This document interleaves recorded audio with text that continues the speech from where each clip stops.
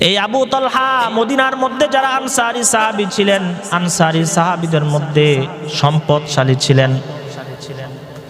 মসজিদে নববীর পাশে উনার একটা বড় খেজুরের বাগান ছিল, শত শত গাছ। কত গাছ? শত শত। যারা গেছেন তারা দেখবেন অনেকগুলো খেজুরের বাগান।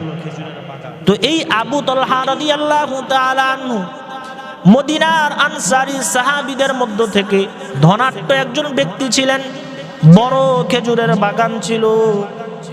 মসজিদের নববীর গেটের পাশেই এই খেজুরের বাগান। নবী যখন মসজিদ থেকে বের হতেন, বের হওয়ার পরে ওই খেজুরের বাগানে যেতেন। এই বাগানের নাম বলা হতো বাইরুহা। কি নাম বললাম? হাদিসের কিতাবের মধ্যে আছে বাইরুহা এই বাগানের নাম। নবীজি এই বাগানের মধ্যে গিয়ে পানি পান করতেন, ছায়া নিতেন। এই বাগানটা আবু তালহার কাছে খুব প্রিয় একটা বাগান ছিল। আল্লাহ পাক কুরআনের মধ্যে আয়াত নাজিল করলেন, 4 পারার শুরুতে আছে লান তানালুল বিররা হাত্তা তুনফিকু মিম্মা তুহিব্বুন।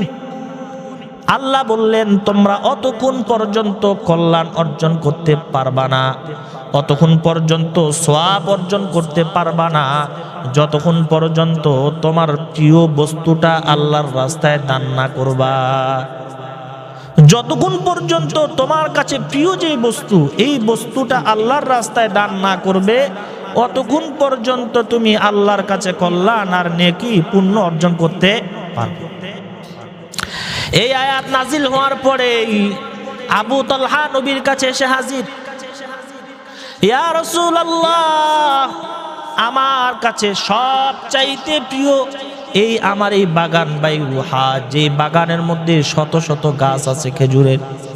নবীকে বলেন, ও নবী গো, আপনি সাক্ষী থাকেন, আমার সবচাইতে এই প্রিয় বাগানটা আমি ইসলামের জন্য দান করে দিলাম।